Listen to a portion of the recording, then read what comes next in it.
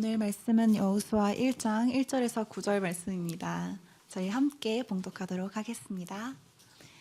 여호와의 종 모세가 죽은 후에 여호와께서 모세의 수종자 눈의 아들 여호수아에게 말씀하여 이르시되 내 종 모세가 죽었으니 이제 너는 이 모든 백성과 더불어 일어나 이 백성 건너 내가 그들 곧 이스라엘 자손에게 주는 그 땅으로 가라.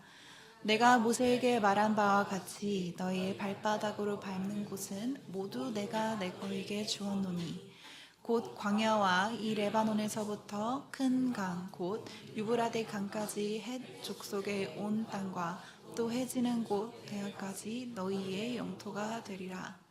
내 평생에 너를 능히 대적할 자가 없으리니 내가 모세와 함께 있었던 것 같이 너와 함께 있을 것임이니라. 내가 너를 떠나지 아니하며 버리지 아니하리니 강하고 담대하라. 너는 내가 그들의 조상에게 맹세하여 그들에게 주리라 한 땅을 이 백성에게 차지하게 하리라. 오직 강하고 극히 담대하여 나의 종 모세가 내게 명령한 그 율법을 다 지켜 행하고 우로나 좌로나 치우치지 말라. 그리하면 어디로 가든지 형통하리니 이 율법책을 내 입에서 떠나지 말게 하며 주야로 그것을 묵상하여 그 안에 기록된 대로 다 지켜 행하라. 그리하면 내 길이 평탄하게 될 것이며 내가 형통하리라. 내가 내게 부러운 것이 아니냐. 강하고 담대하라. 두려워하지 말며 놀라지 말라. 내가 어디로 가든지 내 하나님 여호와가 너와 함께 하느니라 하시니라. 아멘. 하나님의 약속이라는 말씀으로 김광원 전도사님 말씀 전해주시겠습니다. 감사합니다. 하나님, 오늘도 우리에게 이게 좋은 날, 좋은 계절, 또 좋은 시간 허락하셔서 이곳에 우리를 불러주셔서 은혜와 찬양으로 함께하게 해주시며 감사드립니다. 아버지, 모름지기 우리 모든 시간을 주께 드리오니 아버지 함께 하셔서 이것이 은혜의 성전이 되게 하시고 우리 모두에게 기쁨으로 풍성히 채워질 수 있게 하여 주시옵소서. 감사하며 예수 그리스도 이름으로 기도하옵나이다. 아멘. 오늘은 이제 여호수아를 그 제목으로 정했는데요. 여호수아 1장은 여러분 아시다시피 모세의 죽음으로부터 이제 시작되는 스토리죠. 그래서 모세오경이 5권의 책이 있고 이어서 여호수아가 있어서 뭐 모세 6경이라 부르는 사람들도 있긴 있는데 어쨌든 이제 모세가 드디어 자신이 사명을 다하고 가나안 땅을 눈앞에 두고 역사 속에서 사라지고 그 후계자가 이제 여호수아가 되는 과정서부터가 여호수아서가 시작되죠. 우리가 이 부분을 바라볼 때 그 여호수아서를 보기 전에 그 먼저 나오는 신명기의 마지막 부분이 모세의 죽음에 관한 얘기잖아요. 그래서 여러분들은 이미 다 뭐 알고 있는지 모르겠지만 모세는 왜 하나님께서 자신에게 약속한 또 조상들 아브라함과 이삭과 야곱에 약속한 그 땅에 들어가지 못했는가? 이 부분은 항상 이제 의문적으로 남아 있죠. 그러나 성경은 분명히 여기에 대해서 또 얘기를 하고 있잖아요, 그죠? 신명기 32장 51절에 보면 신광야 하나님께서 모세에게 말씀하시면서 모세가 느보산에 올라가가지고 눈앞에 요단강만 건너 보이면 바로 이제 여리고성이 보이고 그 앞에 쫙 펼쳐진 길르앗 지방들이 있죠. 거기서부터 모세는 저 멀리 갈릴리에 있는 단이라고 하는 곳까지 그 구약 시대에는 이때는 이제 이스라엘 그 이전 시대니까 나중에 뭐 산당이 세워지고 했던 이스라엘 북쪽국 단까지 바라보면서 저 땅에 왜 내가 못 들어가자는 생각을 했을지 모르겠어요. 그죠? 근데 하나님께서는 분명히 네가 보는 그 땅은 네가 들어갈 수 있는 것이 아니라 네가 다음 세대가 들어갈 것이다라고 얘기하면서 저 땅, 우리 여호수아 3절에서 봤다시피 내 눈으로 보이는 저 땅, 저 광야에서 단까지 이르는 저 땅과 서쪽 지중해 대해까지 이르는 땅, 그리고 앞에 보이는 곳에서 동쪽 유프라테스에 이르는 그 강까지 전부 다 내 후손이 차지할 것이다라고 얘기를 하죠.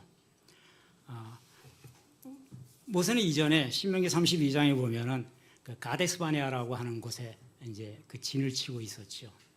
출애굽하고 난 다음에 60만에 이르는 장정들을 데리고 신광야라고 하는 곳에 이르러서 가데스바네아에 이르렀을 때 많은 사람들이 물이 없고 뜨거워서 물을 달라고 외쳤던 사건이 있죠. 그러면서 모세에게 당신을 믿고 나왔는데 맨날 먹는 것을 이렇게 걱정해야 되고 그다음에 물이 없어가지고 하필 우리가 광야를 이렇게 걷고 있으니 물을 어디서 받아 먹겠느냐. 차라리 당신이 데리고 나오지 말았어야지 하면서 불평을 하고 모세와 아론이 그 불평을 듣고 회막으로 가서 하나님께 호소를 하잖아요. 그죠? 저 백성들이 계속해서 하나님이 주시는 만나를 먹고 계속해서 하는데도 불구하고 불평이 끝이 없으니 하나님께 어떻게 했으면 좋겠냐고 하니까 하나님께서 지팡이를 들고 백성들을 한쪽으로 모아서 그 물가에 있는 무리바에 가서 거기서 반석에 물을 나오라고 명령해라라고 하죠. 그 이제 그 사건을 가데스 바네아의 무리바 사건이라고 통칭 얘기를 합니다만, 그 모세가 지팡이를 들고 회중들을 다 모아놓고 그 반석 바위덩 앞에 가가지고 잠시 착각을 했는지 모르겠지만 반석에 물을 대라고 명령했으면 되는데 반석에 돌을 지팡이로 치는 사건이 벌어지죠. 이것은 아마도 모세 입장에서는 과거에 그 직전에 신광야 가데스에 이르기 전에 르비딤이라고 하는 것을 지나갔잖아요. 이 얘기는 출애굽기 이제 17장에 나오는 얘기고 지금 제가 한 얘기는 신명기 32장에 나오는 얘기의 가데스 바네아의 사건인데 그 이전 오기 전에 르비딤을 거쳐서 오면서 르비딤에서는 똑같은 상황에서 그 지팡이로 바위를 치니까 물이 쏟아져 나왔다는 거예요. 근데 그 기억에 있어가지고 하나님께서 그냥 외쳐라라고 한 것을 깜빡하고 습관대로 아마 바위돌을 쳤던 것 같아요. 두 번을 치니까 여전히 바위에서 물이 나와서 막 사람들은 목을 축였는데 하나님께서는 이것을 패역한 행위라고 얘기를 하셨죠. 그래서 신명기 32장 51절을 보면은 너희 그 사건으로 인해 가지고 너는 약속한 땅에 들어가지 못할 것이다라고 이제 선언을 합니다. 그래서 출애굽한 사람 중에 눈의 아들 여호수아와 오직 한 사람 갈렙 두 사람만이 약속한 땅에 들어갈 것이고 나머지 모두 광야에서 다 죽을 것이다라고 얘기하고 지금 이 시점에서는 여호수아서 이르는 이 시점에서는 이미 그때 나온 1세대를 이제 다 사라져가고 그 2세대라는 얘기는 광야에 나와서 낳은 아이들이겠죠. 40년을 방황했으니 그 사이에 이제 무럭무럭 자라난 아이들 그 세대를 데리고 바로 이제 강만 건너면 여리고성인데 그 성에 느보산에 올라가가지고 그 성을 한번 쳐다보면서 회한이 눈물을 흘렸을 거예요 아마도 모세는. 그러나 하나님을 원망하지는 않았죠. 신명기 마지막 장에는 모세가 죽을 때에도 기력이 쇠하지 않았다 그랬잖아요. 아주 멀쩡하고 120세였는데도 멀쩡하고 했음에도 불구하고 내가 저 강만 건너면 되는데 그 저 강 너머에 뭐가 있을지 모르겠지만 하나님께서 우리 조상에게 약속했던 그것이 반드시 있으리라고 했으니 저 강만 건너면 되는데 우리 하나님께서는 나는 안 된다라고 얘기를 분명히 하신 거고 모세는 기력이 넘치는데도 불구하고 내가 늙어서 건널 수가 없으면 모르겠는데 기력이 넘치는데도 눈이 쇠해지지 않았다고 분명히 하고 있는데 건널 수 있는데 못 건너게 하신 그 하나님이 약속했겠지만은 산에서 내려오지 못할 그 산에서 이제 수완을 다했죠. 그리고 나서 이제 후계자를 뽑는 과정이 이제 여호수아서부터 시작하는 과정입니다. 여호수아서는 간단하게 총 24개의 장으로 구성이 되어 있는데 여호수아의 일대기라고도 볼 수 있습니다. 있지만 모세의 죽음 이후에 여호수아가 이제 소위 지도자가 되는 과정, 지도자가 돼서 가나안 입성하기 위해서 무엇을 어떻게 해야 되는지를 나타내는 준비 과정이 한 5개 장으로 걸쳐져 있어요.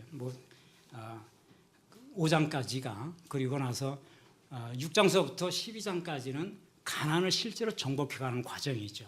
여리고성을 건너고 건너기 전에 모든 백성들에게 할례를 받도록 하고, 그죠? 그리고 여리고성을 건너면서 건너고 난 다음에 아이성을 공략하다가 실패하고 다시 공략하고 이 과정을 거쳐서 가나안 땅을 정복하는 과정이 6개의 장에 걸쳐서 되어 있고 이후에는 이제 하나님께서 약속한 땅으로 다 갔으니까 그 땅에서 그 이스라엘 12지파에게 땅을 하나씩 분배하는 과정이 21장까지 설명되어 있는 내용입니다.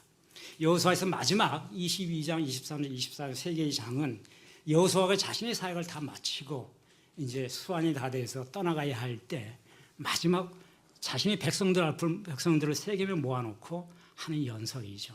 그죠? 그 유명한 세겜이 언약, 세겜이 연설이 나오고 그 고별 연설이 있고 연설에 의해서 옛날에 아브라함이 하나님을 처음 뵈었을 때 세겜이라고 하는 곳에서 하나님을 처음 뵈서 언약을 받았던 너희 후손으로 하여금 바다의 모래와 같이 그 많은 후손들에게 내가 가나안 땅을 주리라고 했는데 그 언약을 받았던 그 세겜에서 다시 그 장소에서 여호수아가 고별 연설을 하는 장면이 아주 극적이죠.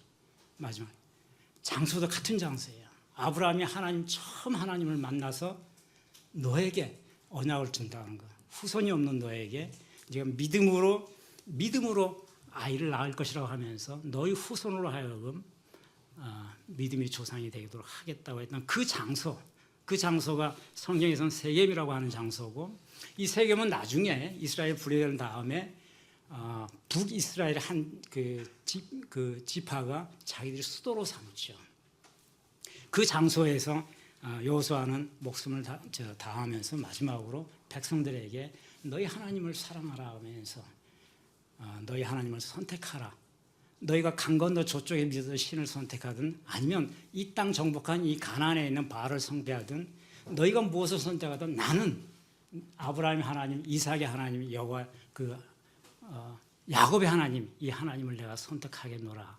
너희들도 선택하라고 한 그 마지막 연설이 23장 24절에 걸쳐서 나오는 거예요. 이것이 여호수아에서 이제 전부 다인 내용입니다. 오늘은 그 중에 제일 처음 부분에 하나님께서 여호수아에게 행했던 이 약속에 대해서 여러분하고 같이 생각해보는 시간을 이제 가지려고 합니다. 조금 전에 우리 다 읽었죠. 1절에서 9절까지가 하나님께서 행하시는 약속이죠. 그 구절을 우리가 다 읽었는데 잘 보시면은 하나님이 여호수아에게 두 가지 약속을 우선 해주고 있다라고 하는 걸 알 수 있습니다. 두 가지 약속을 하면서 세 가지를 지켜달라고 하고 있죠. 내가 너에게 두 가지를 보장하겠다. 근데 너는 세 가지를 그것만 지켜달라. 그러면 내가 너희 길을 평탄케 하고 형통하게 했다. 이와 같은 구조로 1절에서부터 9절까지 이어지고 있습니다. 하나님께서 여호수아에게 했던 약속은 크게 두 가지인데 하나는 소위 말하는 그 기업의 약속이라고 하는 거, 또 하나는 내가 너를 보호하고 너를 인도해 줄 테니까 걱정하지 말라고 하는 그 보호와 인도의 약속이죠. 기업의 약속은 1장 3절에 내가 너희 조상들에게 가나안 땅에 가도록 했던 것처럼 너희 발바닥으로 밟는 모든 곳을 모두 내가 너에게 주겠다라고 약속을 하시는 겁니다. 이것은 내가 아브라함에게 약속했던 것이고 이삭에게 약속했던 것이고 야곱에게 약속했던 것이라고 하는 거죠. 그래서 저 요단강을 건너 보이는 여리고를 지나가지고 가는 그 모든 땅들, 흔히 얘기하는 가나안이라고 하는 그 땅, 너희들이 밟는 지역마다 그 땅이 다 너희들이 소유가 되게 하겠다라고 하는 약속을 우선 주십니다. 이 약속은 눈에 보이는 땅을 주겠다고 하니까 우리 얘기하면 소위 말하는 기업을 주시겠다는 약속이죠. 기업은 헬라어로 얘기하면 이제 클레르노미아라고 표현하고 있습니다. 클레르노미아. 이것은 유산 또는 우리가 부모로부터 받는 유산 또는 상속. 그다음에 이제 또는 분깃이라고 나오잖아요. 분깃. 성경이 다 분깃. 유다 지파의 분깃, 무리스 지파의 분깃대로 땅을 나눠줬다. 그 분깃이라고 하는 말, inheritance라고 하는 영어로 번역하는 거. 그걸 이제 클레르노미아라고 그 헬라어는 그렇게 표현이 되어 있습니다. 그러니까 우선 여호수아에게는 분명한 눈에 보이는 땅, 그것을 클레르노미아로 너희에게 기업으로 주겠다. 그 땅에서 이제 먹고 자고 일하고 씨를 뿌리고 농사를 짓고 수확하면서 살 수 있는 터전을 주겠다고 하는 거죠. 그러니까 단순히 정신적인 약속, 너를 보여주겠다는 약속을 하신 게 아니고 눈에 보이는 땅, 근데 네가 밟는 건 다 네 땅이 될 거라는 약속을 해준다고 하는 겁니다. 이게 사실 좀 놀라운 것이죠. 물론 그 땅이 없으면 고대 세계에서 땅이 없으면 먹고 살 수가 없으니까 뭐 그 공장이 있는 것도 아니고 다 농사 지어가지고 먹고 살던 시대의 일이니까 땅을 주는 것이 가장 중요한 것이 되고, 이 땅이라고 하는 것을 우리가 이제 기업 어떤 분기지 이렇게 이제 표현하고 있는 건데, 나중에 여호수아에게 하나님께서 땅을 주겠다고 하는 땅이 의미가 있는 것은 그 시기에는 아무것도 어떤 그 백성들에게 먹고 살 수 있는 터전을 주겠다고 하는 의미인데, 이후로 1000년이 지나가지고 예수님 오신 뒤로는 이 하나님의 약속이 폐해지지가 않고 그 예수께서 우리에게 약속한 영원한 기업이라고 하는 말로 그 약속이 이제 변화가 된다고 하는 거예요. 그러니까 여호수아, 아브라함, 이삭 이들에게 한 약속은 아무것도 없던 족장들에게 그들이 먹고 살 수 있는 터전을 주어야 되기 때문에 일단 눈에 보이는 땅을 주겠다고 한 그 약속이 신약으로 가니까 그것이 하나님 예수께서 우리에게 약속한 영원한 기업의 개념으로 변천됐다고 하는 것을 알 수 있습니다. 에베소서 1장 14절에 이제 그와 같은 표현이 나오는데 1장 11절에 14절까지가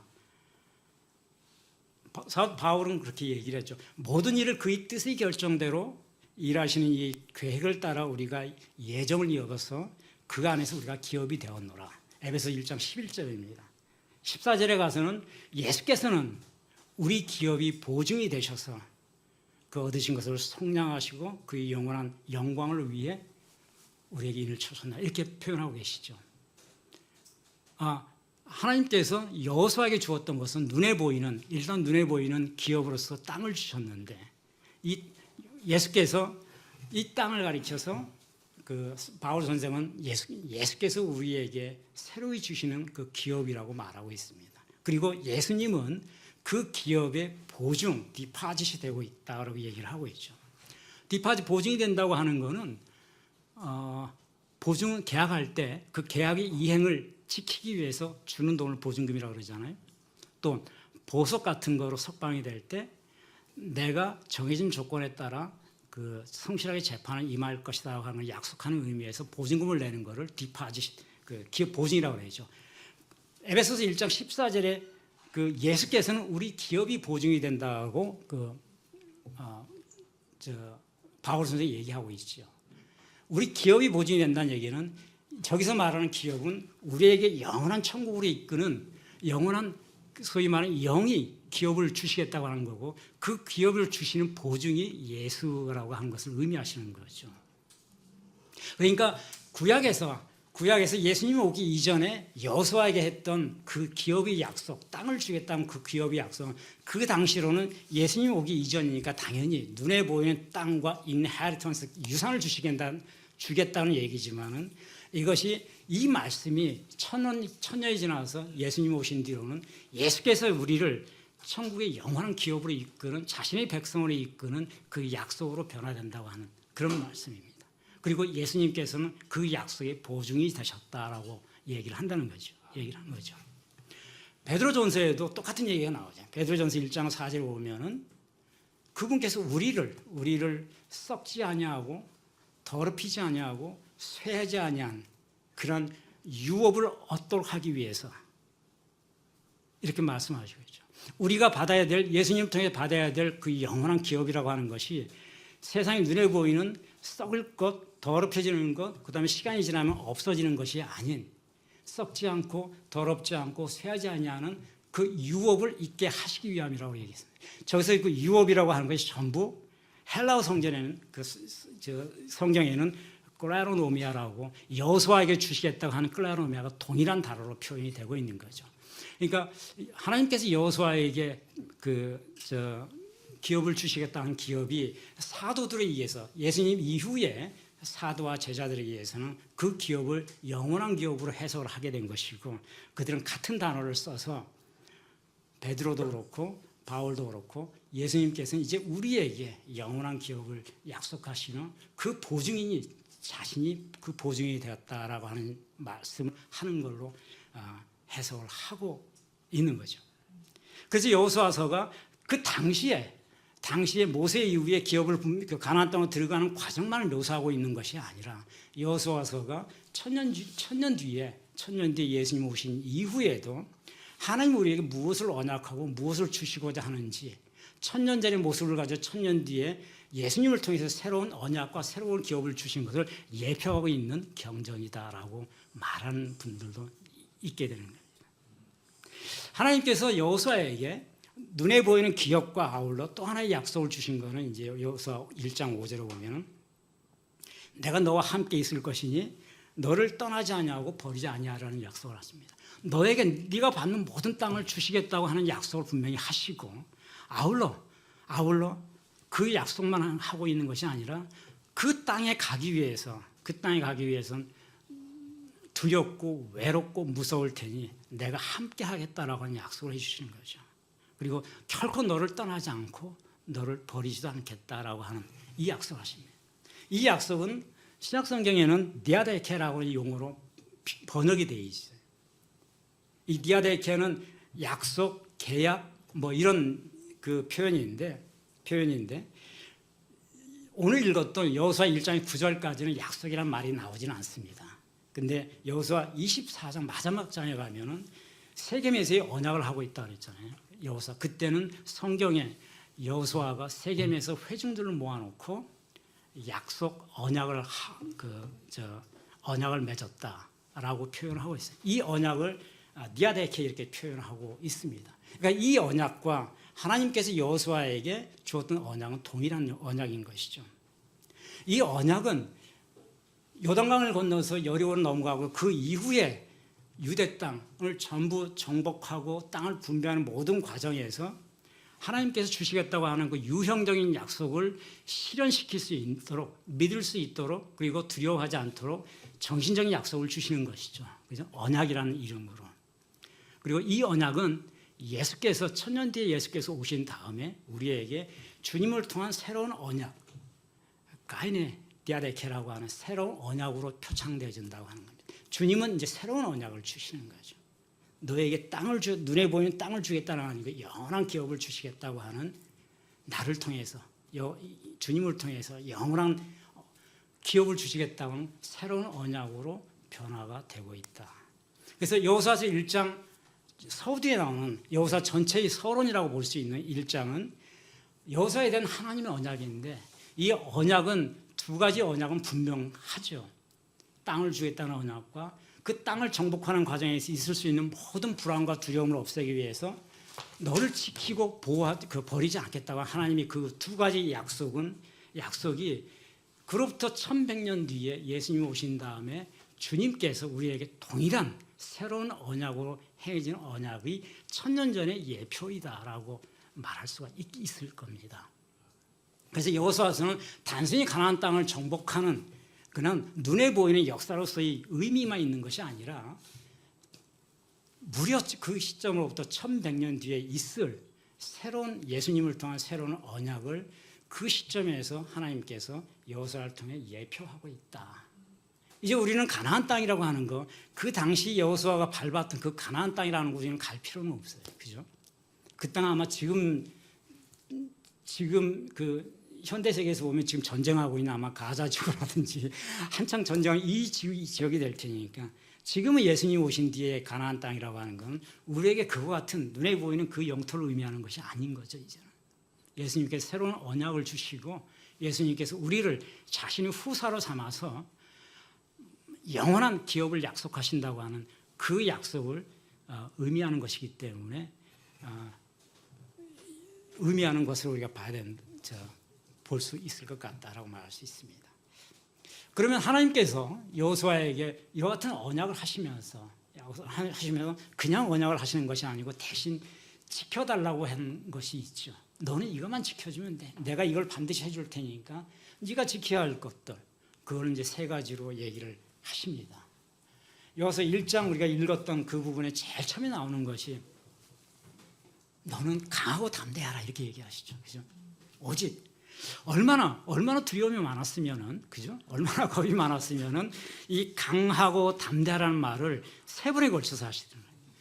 1장 6절에서도 하고 7절에서도 또 하고 그리고 마지막 9절에서도 서론의 마지막 절이라 할 수 있는 9절에서도 강하고 내가 내게 명령한 것이 아니냐 강하고 담대하라 이렇게 말씀을 무려 세 번에 걸쳐서 여호수아에게는 강하고 담대하라라는 말씀을 하십니다. 이게 강하고 담대하라고 하는 거 이게 뭐 대단한 거라고 하나님께서 3번에 걸쳐서 말하고 또 이런 말을 거듭거듭 들을 정도로 강하지 않고 담대하지 않았는가 하는 이제 의심을 육신을 가진 우리 입장에서는 생각해 볼 수 있어요. 근데 그렇지 못했기 때문에 하나님께서 거듭거듭 얘기했을 거라는 거예요. 왜 그러지 못했을까? 그러니까 상상해 보면 당연하지 않겠어요, 그죠? 60만 명이 넘는 회중들을 책임지고 있는데 그 회중을 책임지는 모세가 이제 죽었단 말이에요. 죽었고 그 책임을 모세가 후계자로 자신에게 세우는 거예요. 여호수아는 준비가 물론 돼 있었겠지만 하나님의 계획 가운데 준비가 돼 있었지만 인간의 마음으로는 굉장히 위험하고 두렵고 놀라운 거죠. 왜냐하면 여호수아도 모세와 같이 광야 생활을 쭉 하면서 이 백성들이 얼마나 불평이 많았는지를 다 자기 눈으로 봤잖아요, 그죠? 뭐 한 끼만 굶어도 밥 달라고 하고 물 달라고 하고 놀란 반석에서 물을 대는 기적, 만나의 기적을 겪으면서도 사람은 배가 고프면 한 끼만 굶으면 하루만 굶으면은 투정하게 돼 있는 거죠. 근데 수십만 명의 군중들이 투정이라고 하는 거는 단순한 투정이 아니라 뭐 잘못하면 폭동도 일어날 수 있는 거고 먹어야 되는 문제니 그리고 광야에서 너무 뜨거운 광야에서 잘못하면 죽을 수도 있으니까. 근데 저 많은 회중들, 저 많은 군중들을 내가 과연 책임질 수 있을까? 전 누구라도 두려울 것 같아요. 그죠? 누구라도 두려울 것 같다는 생각이 듭니다. 근데 그거를 모세가 딱 지명해가지고 후계자를 지명했고 많은 회중들이 뭐 투표로 뽑은 것도 아니고 그러니 얼마나 두렵겠어요. 만약에 잘못하면 저 사람들이 반란에 이렇게 해가지고 자기를 뭐 어떻게 할지도 모른다 그런 생각도 들 수도 있고. 그러니 하나님께서도 이 여호수아에게 끊임없이 강하고 담대하라고 하는 얘기를 하는 것은 그만큼 불안해했다는 것을 의미하는 거죠. 이 강하고 담대하라 하도 이 단어가 많이 나와서 히브리어 성경에 보면은 이제 하작 베레치 이렇게 돼 있어요. 강하고 담대하는 말 그대로 하작 베레치. 하자크란 말은 강하다, be strong이라는 뜻이고 베레치란 말은 and, 베는 히브리의 베는 영어의 and 그리고라는 뜻이거든요. 그래서 아마치라고 하는 건 이제 담대하라 아마치가 접속사에 붙어가지고 발음이 변화된 현상인데 하작 베레치 강하고 담대하라라고 하는 건데 하자크라고 하는 단어는 단순히 강한 걸 의미하는 것이 아니고 신뢰하라고 하는 것을 신뢰하라는 뜻이라는 거죠. 원래가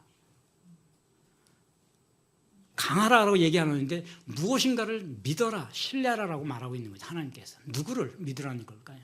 그렇죠? 하나님을 믿으라는 거죠. 나를 신뢰하라. 내가 약속했으니까 너는 나를 신뢰하라.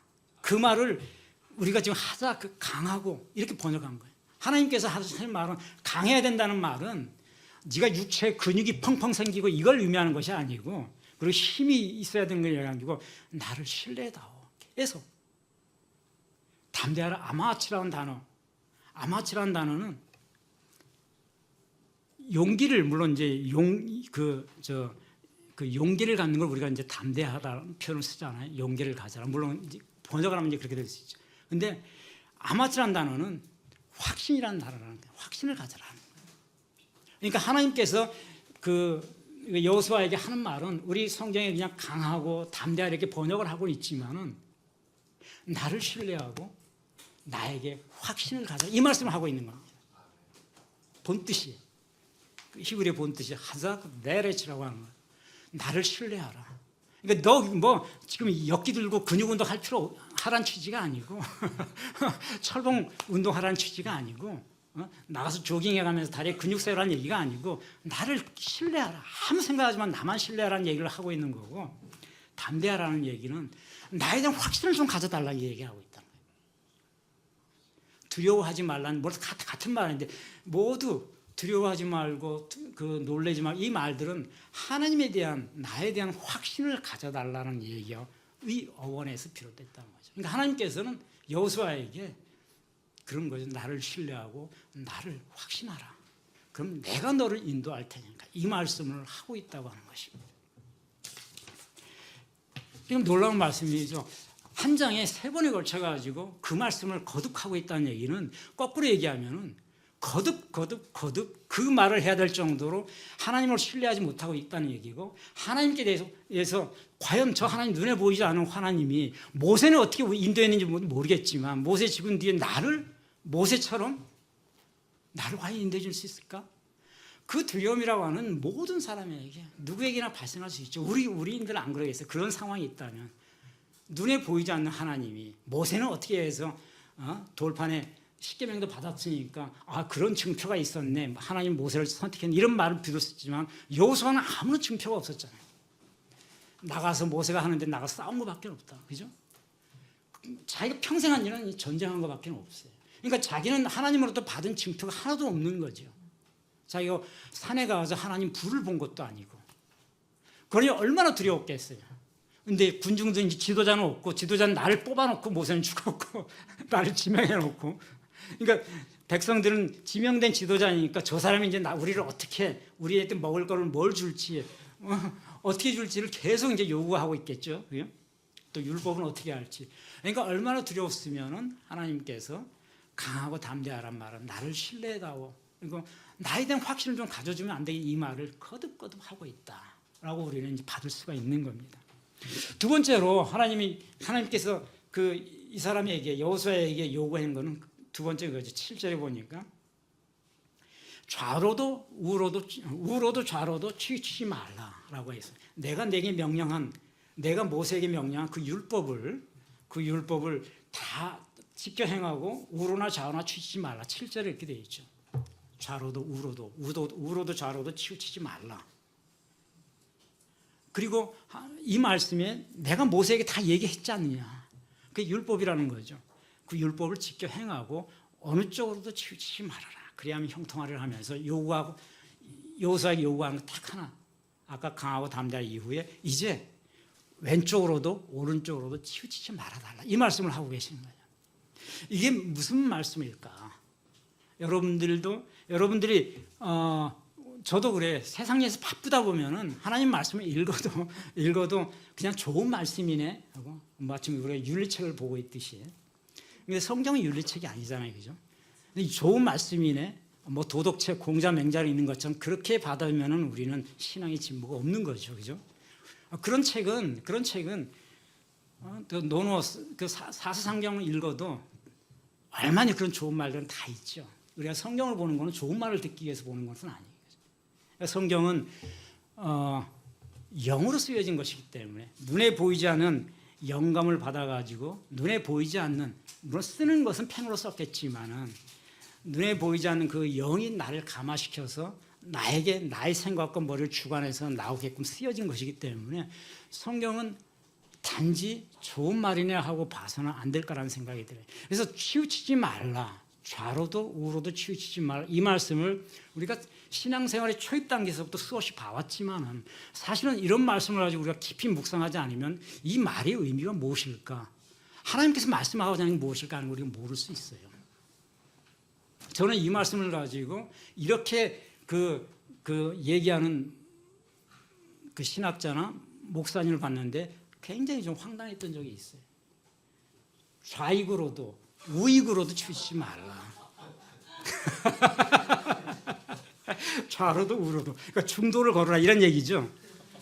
그런 이념을 얘기하는 것이 아니죠, 이 말씀은. 이제 그거는 그분이 이념적으로 승화시켜가지고 자기 가치를 가지고 무엇인가를 얘기하고 싶은데 성경에서 그 필요한 문구를 찾아내려다 보니까 요 말씀을 찾아가지고 말씀하시는데 좀 많이 속으로 웃었는데, 뭐 이 당시에 무슨 뭐 좌익 우익이 있었던 시기가 아니잖아요. 뭐 그 같은 것들 다 포괄하고 있는 개념인데, 하나님께서 여호수아에게 했던 얘기는 오른쪽으로도 왼쪽으로 치우치지 말라. 여러분도 나중에 한번 항상 깊이 묵상할 기회가 있어. 내 생각과 다를 수도 있는데, 다를 수도 있고 당연히 또 그 가치가 다를 수 있으니까, 저는 이 말씀의 의미는 문자적으로 왼쪽과 오른쪽을 얘기하는 말씀이 아니고 당시의 상황을 우리가 이렇게 짚어서 봐야 돼요. 여호수아가 걱정하고자 하는 건 세상적인 거잖아요, 그죠? 자기가 정작 지도자가 돼가지고 어떻게 해야 될지, 세상적인 또 지도자가 되면 세상의 유혹도 있을 거고, 그다음에 많은 흔히 얘기하는 참모들이 있을 수 있잖아요. 이제 지도자가 됐으니까 따르는 많은 무리들이 온갖 종류의 얘기를 다 할 거라고. 이렇게 합시다, 저렇게 합시다, 뭐 그죠? 다양한 또 이거 주시오, 저거 주시오. 저는 이 말씀을 세상의 유혹이라든지 세상이 좋은 것 또는 그 사람들이 말에 귀 기울이지 말아라 이렇게 이제 받아들입니다. 이 당시에 여호수아 하나님께서 여호수아에게 했던 말은 수없이 많은 사람들이 너에게 모든 만 가지 얘기를 할지 모른다. 사람의 말에 기울이지 말아라. 오직 그 안에 있는 율법, 내가 모세에게 명령한 그 율법을 지켜서 행하라. 이 말씀을 하고 있는 것을 보여주는 거예요. 그러니까 여호수아가 지도자가 돼 있으니 얼마나 많은 무리들이 자기 생각, 이 생각, 저 생각을 해가면서 요구도 하고, 그죠? 요구도 하고 이렇게 합시다, 저렇게 합시다. 수없이 많은 할 텐데 모든 것의 가치 기준을 하나님께서 여호수아에게 내가 모세에게 주어진 그 율법, 그것을 지켜 행하라 하면서 우로도 좌로도 치우치지 말고 이 말씀을 하신 거는 내가 준 율법, 그 당시에는 그대로 그냥 행하라. 사람의 말에 수없이 많은 말에 난잡한 말에 흔들지 말아라. 그리고 거기도 하나의 세상이니까 세상에 권력이 주어졌으니 얼마나 많은 유혹과 욕심과 가져야 될 것들 익숙해 있어요. 그런 것들에 흔들리지 말아라 라고 하는 말씀으로 받아야 되지 않은가 하는 생각이 드는 거죠. 그러니까 하나님께서는 여호수아에게 단순한 것을 요구하신 거죠. 아까 말했듯이 강하고 담대하라. 나를 제발 믿어달라. 그리고 나에 대한 확신을 가져달라는 얘기를 하시는 거고, 그리고 내가 이미 모세에게 명령한 그 율법, 그것만 너는 생각하면 돼. 그러니까 율법에서 벗어난 어떤 얘기도 좌로도 우로도 치우치지 말고 생각할 필요 없이 그냥 하라고 했던 그대로 지켜서 행하면은 네가 어디로 가든지 내가 형통하게 하겠다. 이 말씀을 하고 계신 거죠. 그래서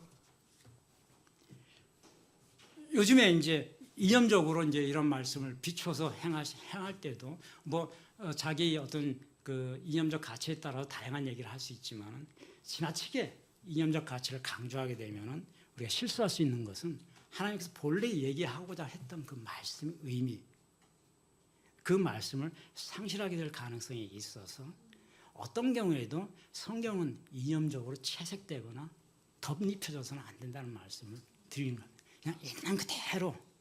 그 대신 자꾸 그 문자 그 하나의 구애받으라는 취지가 아니고 그 말씀이 가지고 있는 그 당시의 상황에서 선지자가 받았던 지도자가 받았던 하나님의 말씀을 받을 때 역사의 상황과 상황에서 하나님이 하고자 하는 말씀이 취지가 무엇인지를 생각해야 되지. 현대를 사는 우리가 내가 가지고 있는 정치적 이념 또는 다양한 가치를 채색시켜가지고 그 말씀을 자기 가치에 따라서 말한다고 하면은 하나님 본래 말하고자 했던 그 본래의 의미가 굉장히 왜곡될 가능성이 있다라고 하는 것을 우리 항상 주의해야 되지 않을까 하는 생각을 합니다. 세 번째로 하나님께서 여호수아에게 요구했던 것은 율법을 묵상하며 지켜 행하라 이런 말씀을 하셨어요. 여호수아 8절에 보니까 이 율법책을 내 입에서 떠나지 말라. 주야로 그것을 묵상하고 그 안에 기록된 대로 지켜 행하라. 그리하면 너의 길이 형통할 것이라 이렇게 되어 있죠. 율법책을 입에서 떠나지 말라. 그리고 주야로 묵상하라. 그 안에 기록된 대로 행하라. 이걸 하나님께서 여호수아에게 강하게 요구한 겁니다. 내가 아까 말한 두 가지 약속, 네가 밟는 모든 땅을 다 줄 테니까 제발 이것만 지켜다오 하는 그 말씀 중에서 세 번째로 나오는 이 말씀, 이거는 단지 강하고 담대한 나를 신뢰해달라, 나를 확신해달라 이와 같은 말씀이 아니라 구체적으로 지적하고 있는 거죠. 이제 내가 모세에게 줬던 그 율법책, 그 당시는 예수님이 오시기 이전이니까 율법이 하나님의 말씀인 거죠. 그 당시에는. 그죠? 그러니까 그 율법책을 주야로 묵상하고 너희 입에서 떠나지 말게 하라. 우리는 이거를 가지고 뭘 생각이 나죠? 묵상하다는 말은 이제 히브리어에서는 이제 하가 이렇게 라고 얘기를 하죠.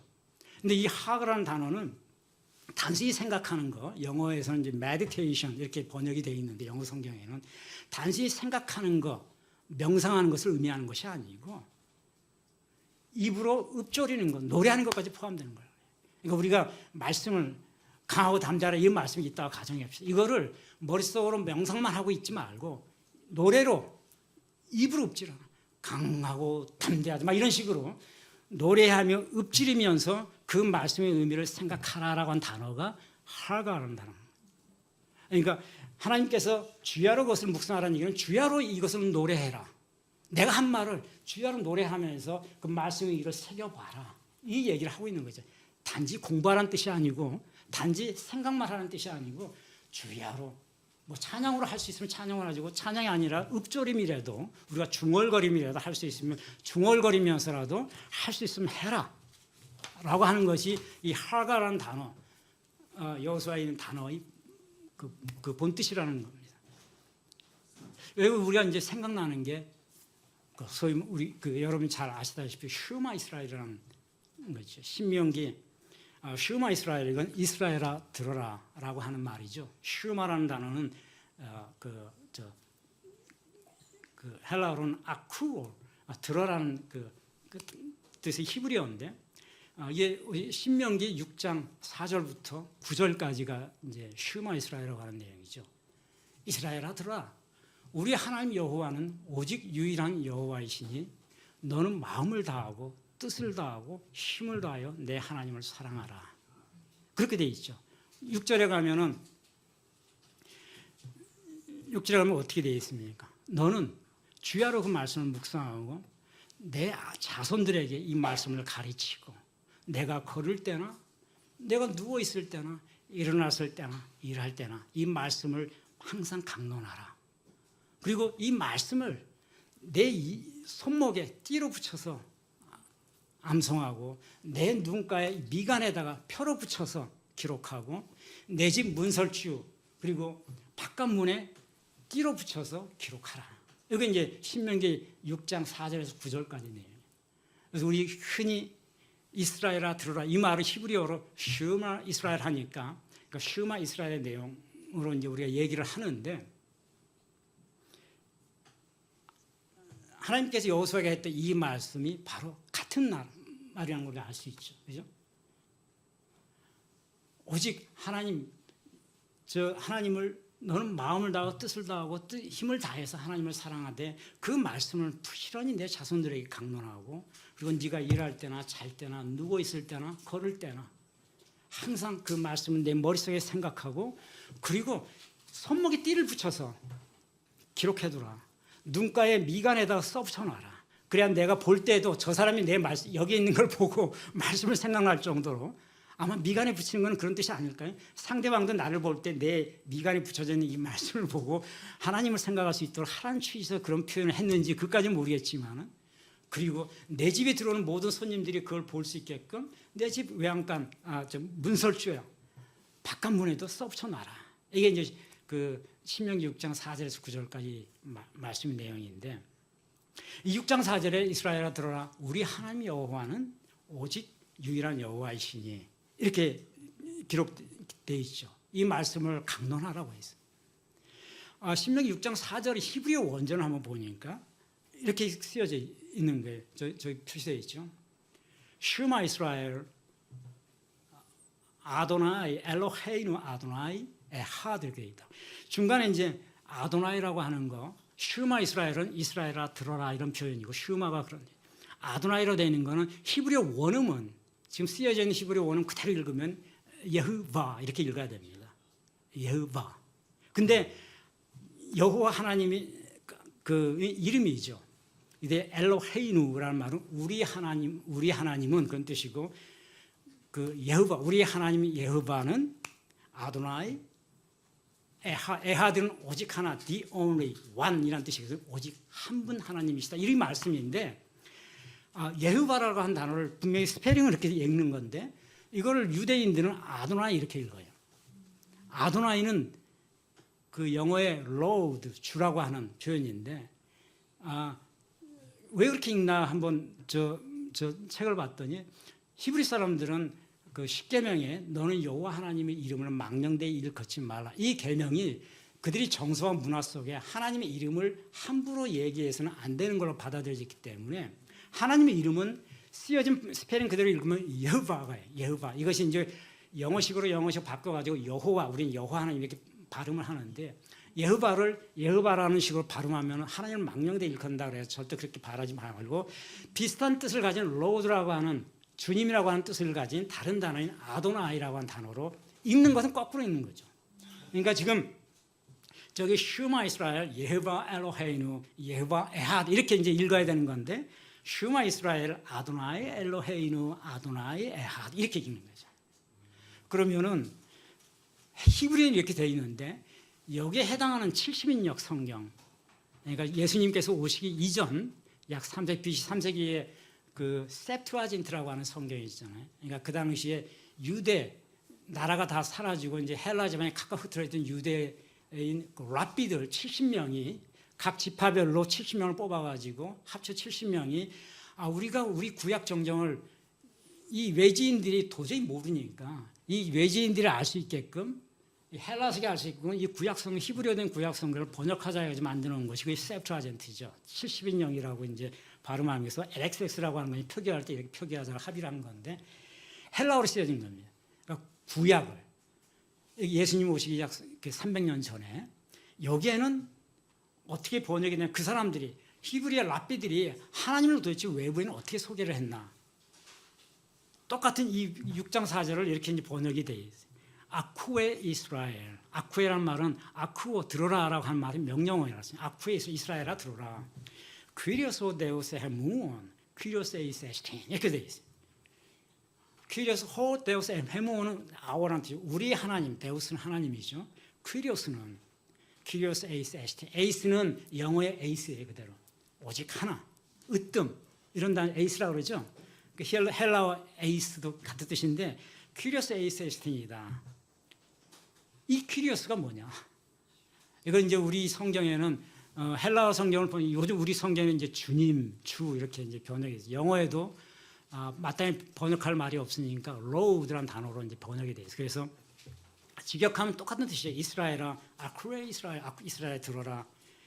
우리 하나님 여호와는 퀴리오스 데우스햄은 우리 하나님 퀴리오스는 여호와는 퀴리오스 에이스 에스텐 퀴리오스 여호와이시다. 에이스 오직 한 분이신 이렇게 이제 번역이 되는데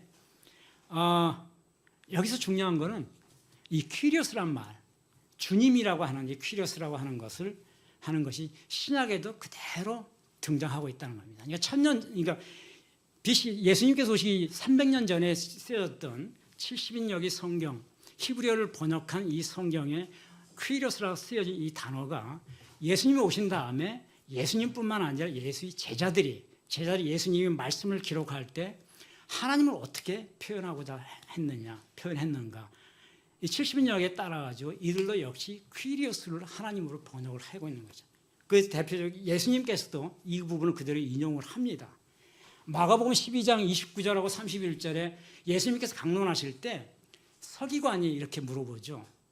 40분까지만 할게요. 여러분 졸업식 있다 그랬으니까 5분만 하고 그 서기관이 예수님한테 예수님 당신이 지금 그 율법을 강론하고 계시는데 율법 중에 가장 뛰어난 율법이 뭐냐라고 물어보잖아요. 그때 예수님께서 이 부분을 그대로 원용을 하십니다. 너희는 이스라엘아 들어라 우리 하나님 여호와는 오직 유일한 하나님이시니 이 말을 모르느냐.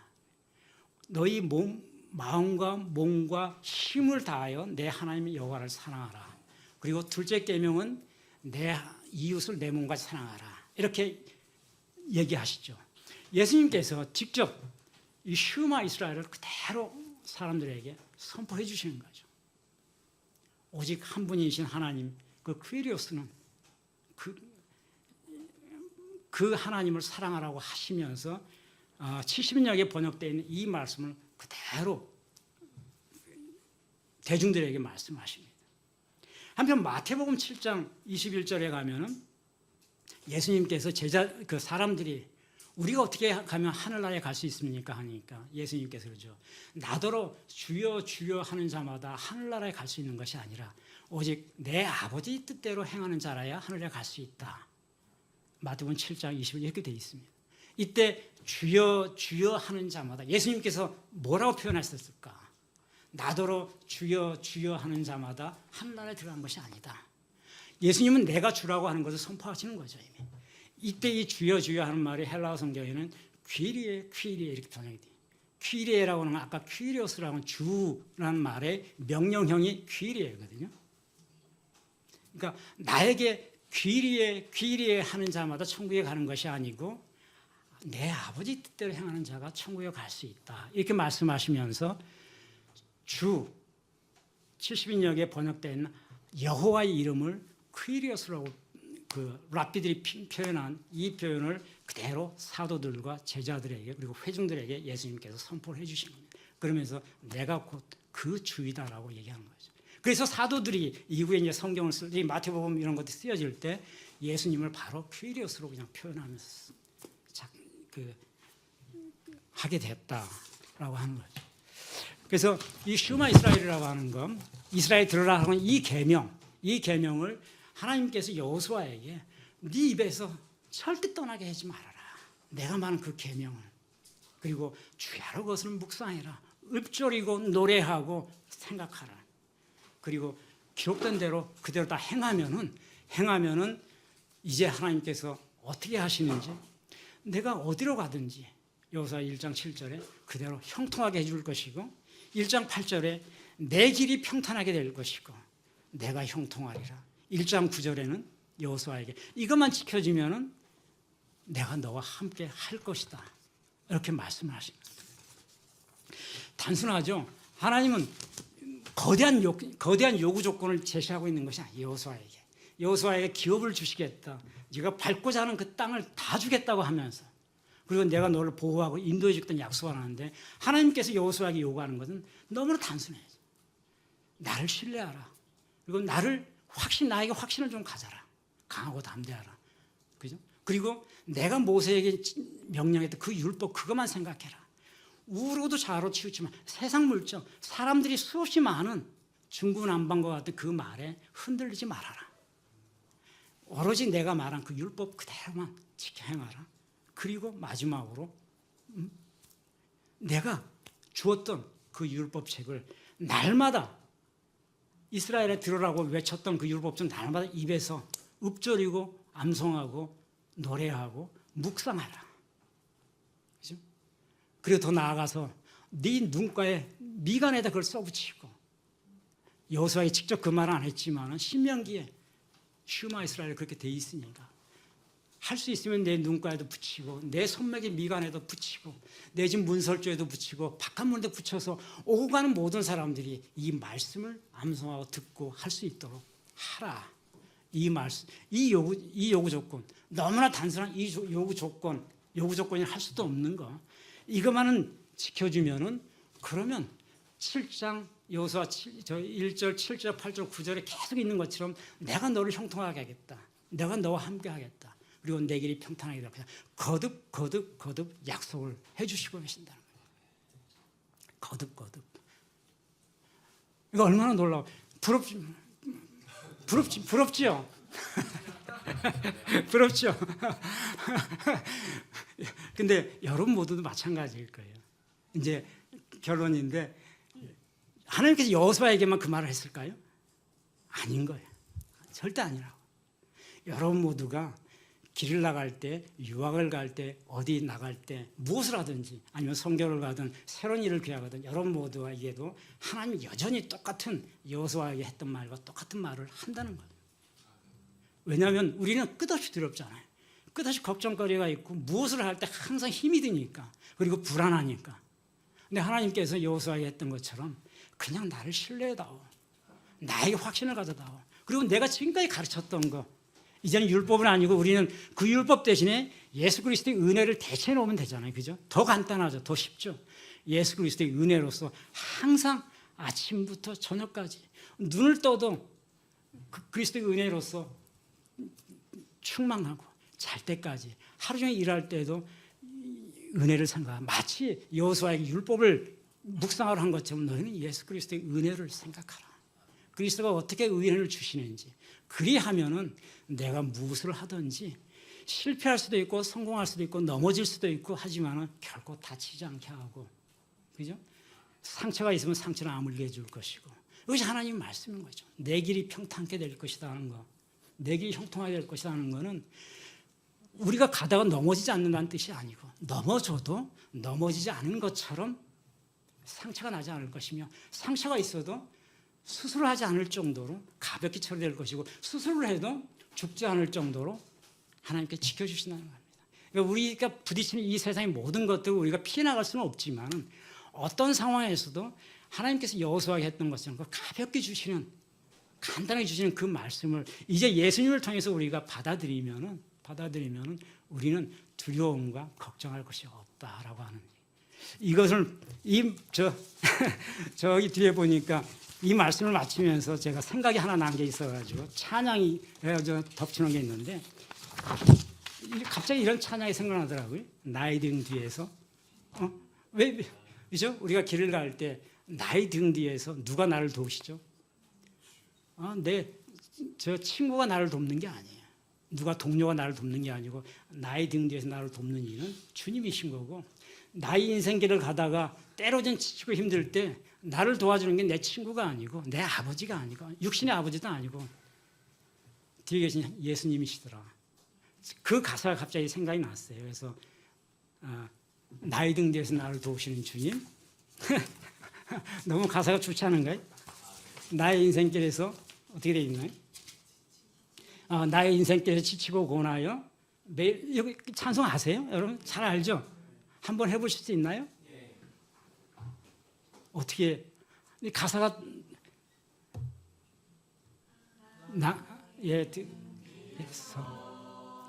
나를 도우시는 주, 나의 인생길에서 지치고 고나여 매일처럼 주저앉고 싶을 때 나를 밀어주시는, 계속하세요.